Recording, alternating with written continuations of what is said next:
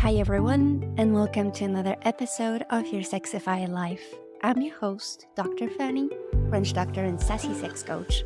And here we talk about how we can get our sex lives and whole lives, for that matters, from a place of meh to hell yeah. Get ready for the wildest and most pleasurable ride of your life.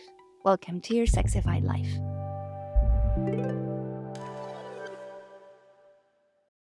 Hello everyone, and welcome to another episode. If you're new here, welcome, and if you're not, thank you for coming back, and thank you all for sharing your valuable time with me. Today, I'm very excited to kick off this truly thriving sex series with the first episode, Ditch the I Don't Know. Whether you want hours of orgasms and never-ending nights of making love with yourself or others, or if at the moment thriving sex just looks like experiencing pleasure in your body more regularly and maybe having your first orgasm, I got you covered. You've been warned, you're in for a sexy wild ride. I don't know. One of the sentences we say way more often than we should. I know I do. What do you want? I don't know. One of the most paralyzing sentences ever, I don't know, is something you can come across really often in your life, whether it's in your daily life or in your spiritual life. Personally, I've been told use your third chakra energy to supercharge your way of doing things. You'll end up where you truly want to be. Great, at the moment I have no idea of where I want to go or who I want to be. And same goes for our sex lives. Connect to your pleasure. Right now, I feel so numb, I have no idea what is bringing me pleasure. Play with your fantasies. Sorry, at the moment, I'm not even sure what a fantasy is. I'm not even sure that it exists. I don't know if I want an intimate moment at the moment. I'm just so busy. Just the idea of taking time to solo play or partner play feels like, I don't know whether I will have the time to do that. I don't know. I don't know. I don't know. I don't even know what to order at a restaurant when I look at the menu. Come on. The I don't know monster comes in several forms. So first, let's meet who we are talking about. And since you are a smart being and don't do anything stupid, I don't know is somehow helping you in some shape or form. So let's discuss what I don't know does. Hint, pretty messy things clearly not designed to be helpful to you. And then we'll discuss what to do when we hit an I don't know mountain. And the beauty of all of that, you can apply it everywhere too, not only building your thriving sex life.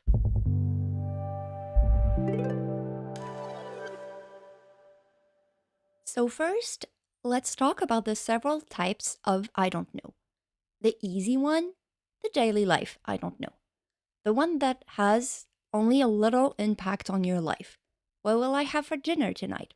I don't know. And at the moment, I actually don't care. I'm not a meal prep person, even if apparently it's life-changing. As an impact, I may get a little bit hangry later, and it might have consequences in my partnership, or I may end up ordering something. Although now that I think about it, we could argue the little impact thing. Because when you do that on a regular basis, the impact on you and your wallet and the planet might start to become important. And also because of decision fatigue. So maybe there's no I don't know that has little impact, but you see what I mean. This is like the daily life I don't know. The other easy I don't know, the one that isn't yours.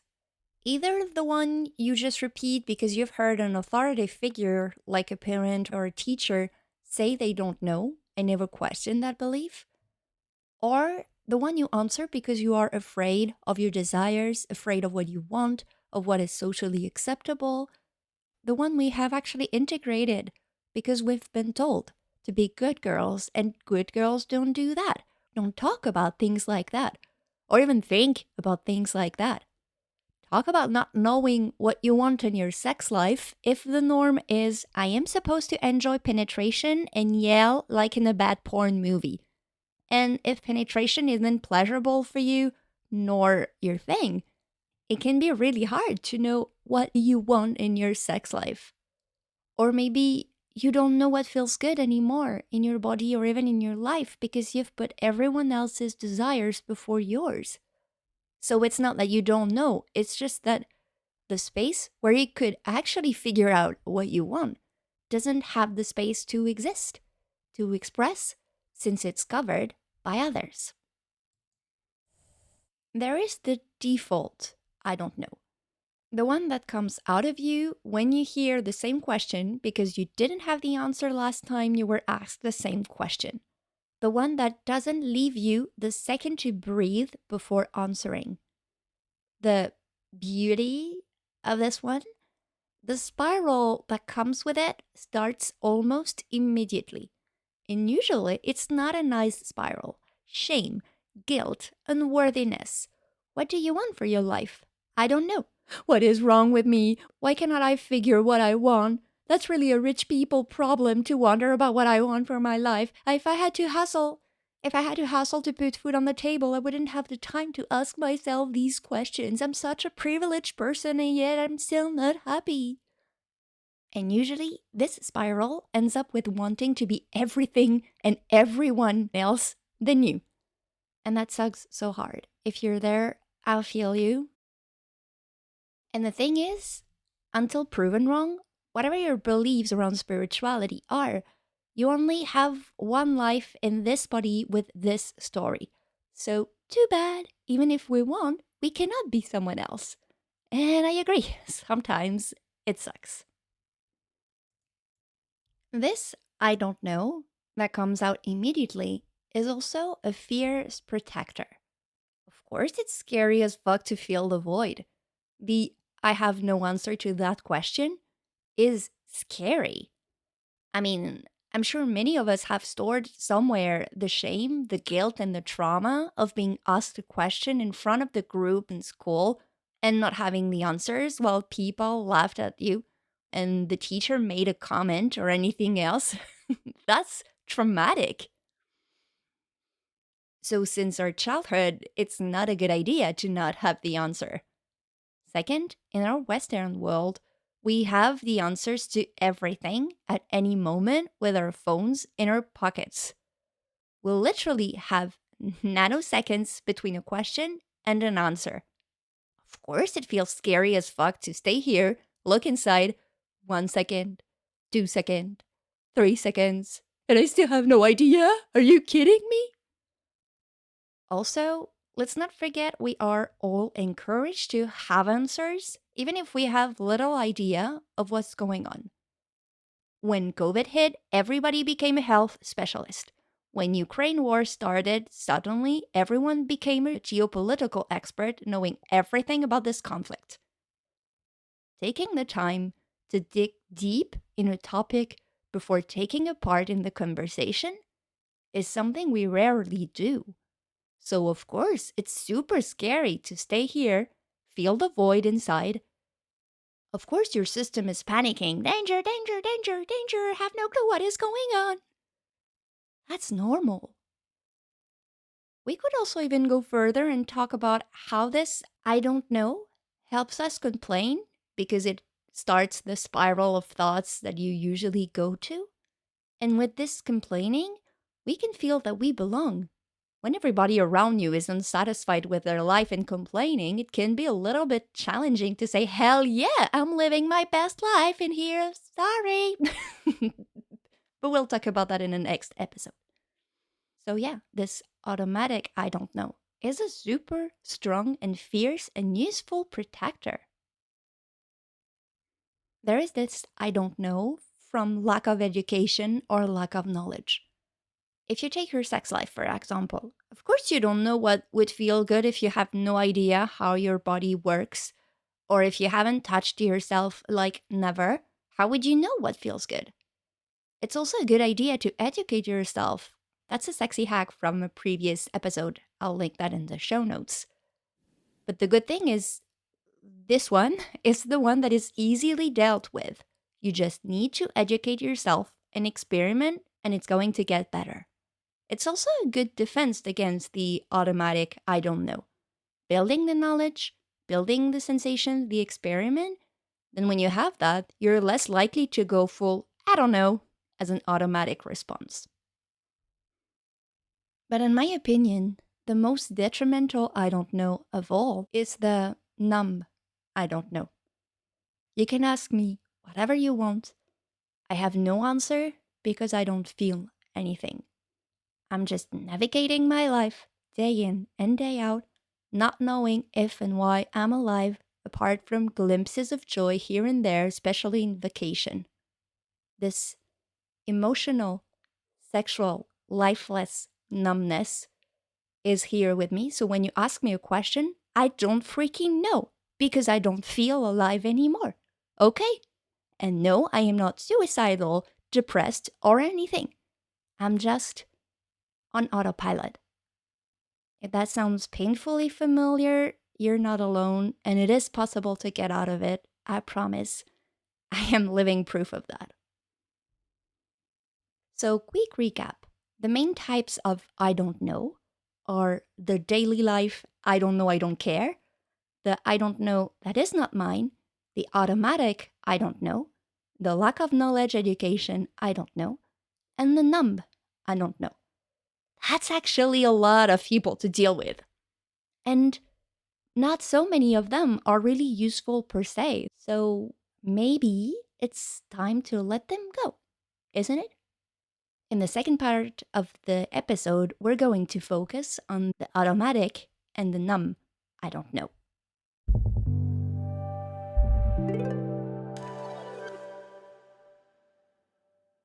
As everything else in life, I don't know has pros and cons. We already discussed the first pro, helping you cope with the anxiety of the void of not having an answer right away. Help you cope with the overwhelm of, I don't have the answer, I have no clue, I should know already, what are they going to think, etc., which can be really useful. And at the same time, it helps you cope with all of that, and it denies you the time to think, the time to pause, to actually ask yourself inside, what do I want? Since your I don't know default answer is programmed. The second pro, kind of, many of us have put under the rug so many emotions, so many dreams we have buried because they were not quote unquote acceptable or we were delusional. So many of us got stuck in good girl syndrome, following what we were told and played by the rules, when inside we are lionesses who just want to set this twisted world on fire, playing nice and sweet when we are the most powerful beings ever, staying quiet and wondering what is wrong with you when you face a sexist comment and wondering why you can't take it as a compliment. All of this, that's a root cause of numbness, autopilot, since you are maintaining this rug in place. So this automatic I don't know is a way for you to not crumble when something is threatening your fragile balance of everything that you have lovingly put under the rug. And no judgment here, we all do that. This I don't know is needed too. I'm sure you saw me coming with this one.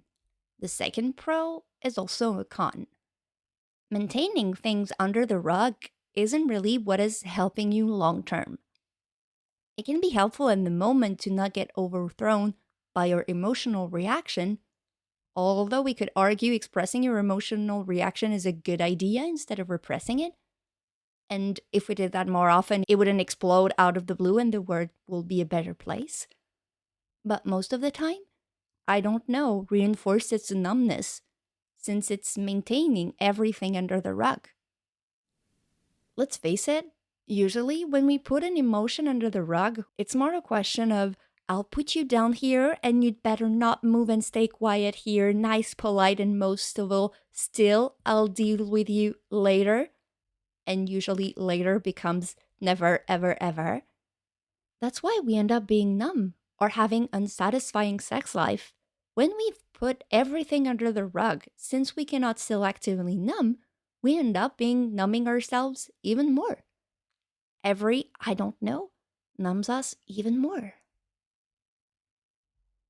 The other thing about the numb I don't know that reinforces itself, it makes us look outside for solutions. We lose the sense of connection to our inner compass. We're just a boat loading without a direction.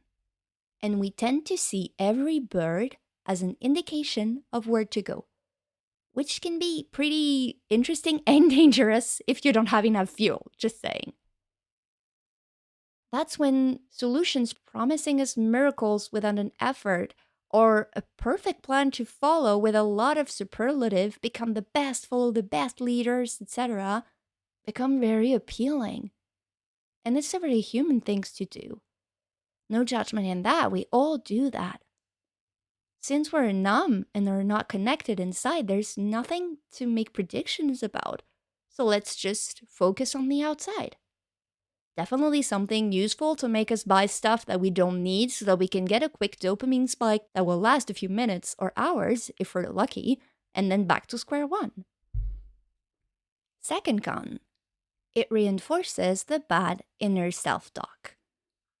I don't know usually comes with, you never know, you're so indecisive, grow up and decide already. Do you think you have the whole day to evaluate the options? Choose something already. You're such a lost cause, blah, blah, blah, blah, blah, blah, blah. Personally, when this type of I don't know comes up, it really reinforces my bad self-talk. Whereas if I take a few seconds instead of jumping to I don't know, and if I try to stay in the silence, actually my head stays quiet for a little longer, and the bad self-talk isn't as strong. Not gonna lie, it's not disappearing forever, it's just a little less strong. It actually stops the pattern of reinforcing there is something wrong with me, or I am broken because I can't figure out what I want. And since it's unbearable for a nervous system to feel you're not enough, you don't know, you're lost, what do? We numb ourselves. Yeah, I know, broken record. Sorry. So quick recap. After meeting the different types of I don't know, we've seen they can be helpful by helping us cope with overwhelm and anxiety and stay grounded in case of emotional emergency. But the downside, it reinforces numbness and bad inner self-talk, which, in my opinion, is kind of a negative risk-benefit balance. Before we continue, if you are enjoying this episode and the show, would you do me a favor and use this single comment to click on the star rating on your podcast platform to help the sexified magic spread into the world? You can also subscribe to the podcast if you want to stay connected and never miss an episode. And if you have 10 seconds, you can support the show by writing a review too. Thank you very much.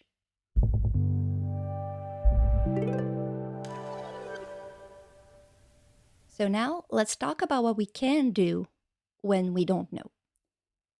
One of the easiest hack is to educate yourself, to learn. If you're working on your sex life, read good books and listen to empowering podcasts. And yes, I consider your sexified life as an empowering podcast. We always experience more pleasure when we know what we are talking about. So many of us are not really familiar with our clitoris being such an amazing and huge pleasure organ, or that any part of your vulva, vagina, breast, throat, or whatever can be a source of pleasure. Also, know that education comes from experience. If you want a thriving sex life at some point, you will need to learn how your body works. And there's a good chance you would need self-pleasure to learn that. Just saying. Or playing with your favorite sex toys, or try new ones. The more you experiment, the more you will get used to what's a yes, what's a no, what's a maybe, what's a hell no.